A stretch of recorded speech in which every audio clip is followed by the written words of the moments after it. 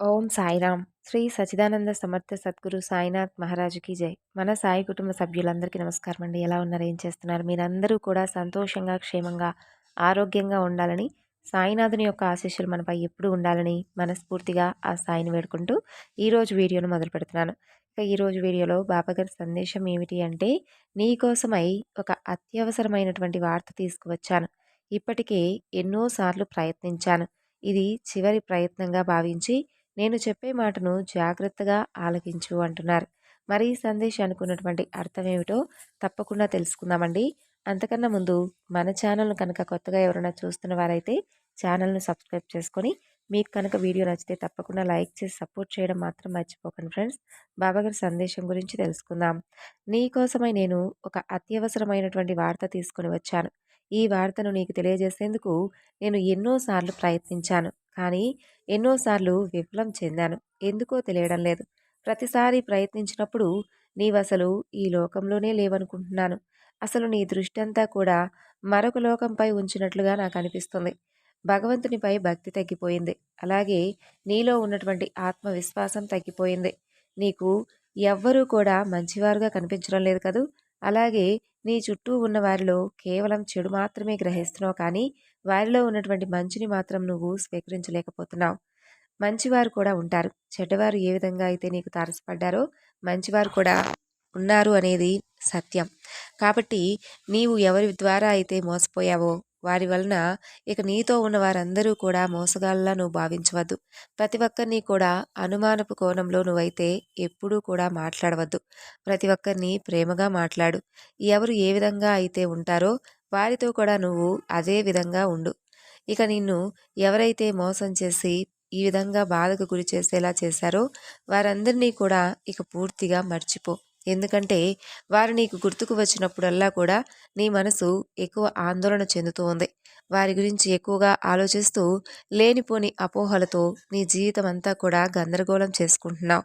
అలాగే ఆ కోపాన్ని, ఆ బాధను ఏమీ తెలియని వారిపై ప్రదర్శిస్తూ ఉన్నావు. అది అసలు మంచి పని కాదు. అలాగే నీ వలన నీ యొక్క ప్రవర్తన వలన నీ కుటుంబంలో ఉన్నవారు కూడా చాలా ఎన్నో రకాలుగా నీ ప్రవర్తన చూసి బాధపడుతూ ఉన్నారు. నీతో చెప్పుకోలేక సతమతమవుతున్నారు. అలాగే నీకు మంచి చెప్పాలన్నా కూడా వారికి భయంగా ఉంటుంది. ఎందుకంటే వారిపై నీ కోపం ఆ విధంగా ఉంటుంది. అలా అందరిపై కోపాన్ని ప్రదర్శించవద్దు. ఎక్కువగా చిరాకు పడవద్దు. అలా నువ్వు ఇతరులపై కోపాన్ని ప్రదర్శించడం వలన నిన్ను మోసం చేసిన వారిలో ఏమైనా మార్పు వస్తుందా? లేదంటే నిన్ను మోసం చేసినటువంటి వారు తిరిగి నీ వద్దకు వచ్చి క్షమాపణలు ఏమైనా వేడుకుంటారా? అలా ఏం జరగదు కదా. మునుపటిలా మరలా నీకు మంచి అయితే జరగదు. నీవు నీ చేతులారా చేసుకున్నటువంటి కొన్ని చిన్న చిన్న తప్పుల వలన ఇప్పుడు ఈ పరిస్థితి ఎదుర్కొన్నావు. అతి మంచితనం ఎప్పుడూ కూడా పనికి రాకూడదు. అలాగే అతి కోపం కూడా పనికి రాకూడదు. కేవలం నీ అతి మంచితనం వలన ఈరోజు నీ జీవితంలో సర్వస్వం కోల్పోయావు. నీవు సంపాదించినదంతా కూడా పరుల పాలు చేసేసావు.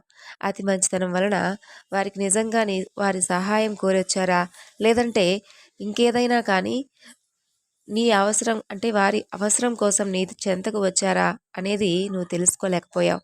వారిని పూర్తిగా నమ్మావు. అలాగే నీ ఆలోచనలను, నువ్వు చేసే ప్రతి పనిని, అలాగే మీ కుటుంబంలో జరిగేటటువంటి ప్రతి విషయాన్ని వారితో పంచుకున్నావు. ఆఖరికి నీ దగ్గర ఉన్నటువంటి ధనం వ్యవహారం కూడా వారితో చెప్పుకున్నావు. ఇప్పుడు ఏమైంది? వారు నిన్ను నిలువులా ముంచేశారు. అంతా కూడా దోచేసుకున్నారు. నీ దగ్గర ఇప్పుడు శూన్యం, ఏమీ లేదు. కేవలం నీ ఆలోచనల మీదే ఈ జీవితం అనేది ఆధారపడి ఉంది. ఇప్పటికైనా తేరుకో. ఇప్పటికైనా కళ్ళు తెరువు. ఇక్కడితో ఆగిపోవద్దు. జరిగిపోయినటువంటి దాని గురించి ఆలోచించవద్దు. వారికి తప్పకుండా శిక్షే పడాలి అని నువ్వు అనుకుంటే అది కాలం అనేది ఉంటుంది కదా, అది ఏదో ఒక రోజు వారికి అసలు ఊహించని విధంగా దెబ్బతీసేలా వారికి గట్టి సమాధానం ఇస్తుంది. ఇక వారి గురించే ఆలోచిస్తూ నీ జీవితంలో నువ్వు పొందాలి అనుకునేవన్నీ కూడా వదులుకోవద్దు. నీ కుటుంబానికి నువ్వు బాధ్యతగా ఇవ్వవలసినవి చాలా ఉన్నాయి. ఆ బాధ్యతలన్నింటినీ కూడా నెరవేర్చవలసినటువంటి కర్తవ్యం నువ్వు ఏదో ఒక విధంగా ఆలోచించాల్సిందే. మరలా నువ్వు నీ జీవితాన్ని తిరిగి ప్రారంభించు. నీకైతే ఆలోచనలైతే లేకుండా లేవు కదా. మంచి జ్ఞానం ఉంది, మంచి ఆలోచన విధానం ఉంది. కాబట్టి నీవు సంపాదించినదంతా కూడా ఇప్పటి వరకు పోగొట్టుకుని ఎంత బాధపడుతున్నావో, అలాగే నీ మంచితనం వలన నలుగురికి సహాయపడాలి అని అనుకున్నావు. కానీ నీలో ఉన్నటువంటి మంచితనమే నిన్ను మోసం చేసేలా చేస్తుంది. ఇప్పుడిక వారి గురించి ఆలోచించవద్దు. అలాగే వారిలాగే ప్రతి ఒక్కరూ ఉంటారు అని భ్రమపడవద్దు.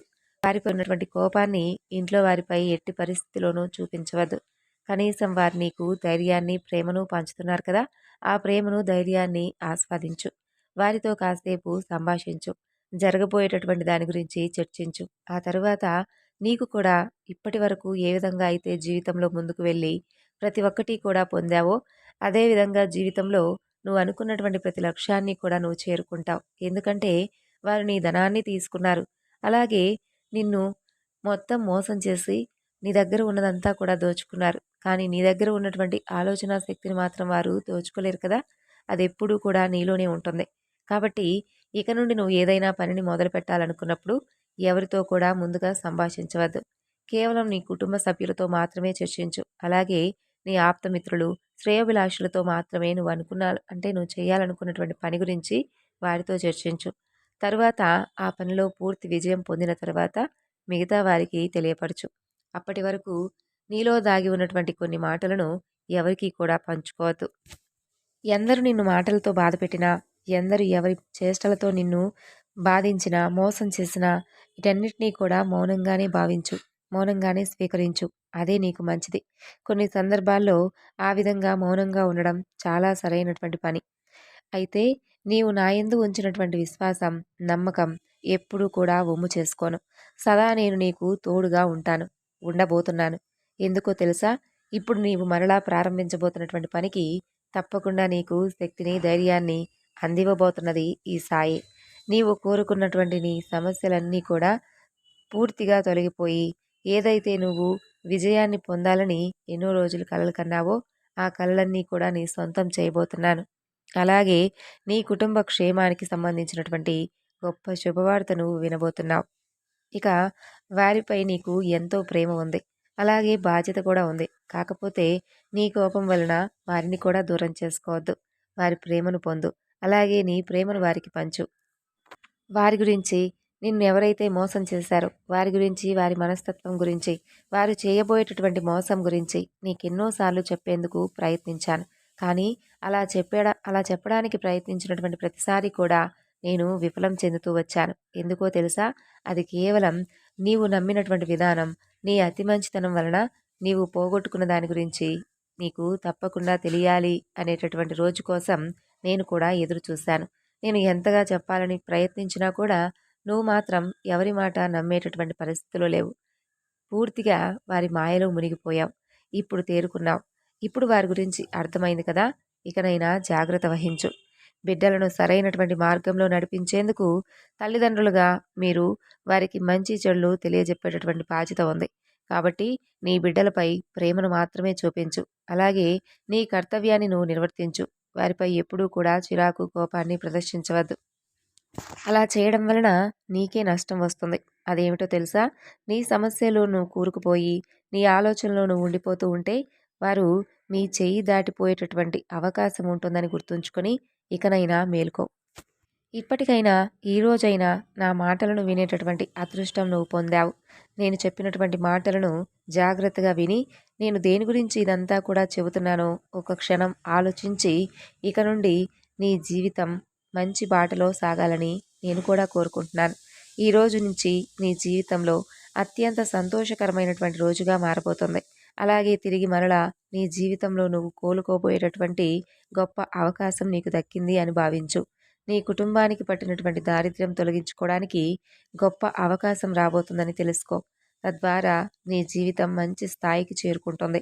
ఇంతకు ముందు కంటే కూడా ఎక్కువ సంపాదనతో నీవు గొప్ప లాభాన్ని పొందుతావు. ఇది సాయి మాటగా ఎల్లవేళలా గుర్తుంచుకో.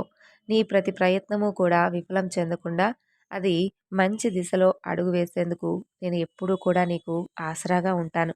నిన్ను ఎల్లవేళలా నేను కాపాడుతానని నువ్వు నమ్ముతున్నప్పుడు నేను మరి నీ చేతిని ఏ విధంగా వదిలిపెడతాను చెప్పు? సదా నీతోనే ఉంటూ నిన్ను జాగ్రత్తగా కాపాడుకుంటూ రక్షిస్తూ వస్తాను. ఇక ఓర్పుగా ఉండు. భగవంతునిపై విశ్వాసం కలిగి ఉండు. శ్రద్ధగా నీ పనిని నువ్వు ప్రారంభించు. ఆ తర్వాత అంతా నేనే చూసుకుంటాను. ఎప్పుడూ కూడా నీకు రక్షణగా ఉంటానని మరొకసారి మాటిస్తున్నాను. సంతోషంగా ఉండండి. సో, విన్నారు కదండీ బాబాగారి సందేశం. ఈ సందేశం మీ అందరికీ నచ్చింది అనుకుంటున్నాను. నచ్చితే తప్పకుండా మరికొంతమందికి షేర్ చేయండి. మరొక చక్కని బాబాగారి సందేశంతో మరలా కలుసుకుందాం. అంతవరకు నమస్కారం. ఓం సాయిరాం. సర్వే జనా సుఖినో భవంతు.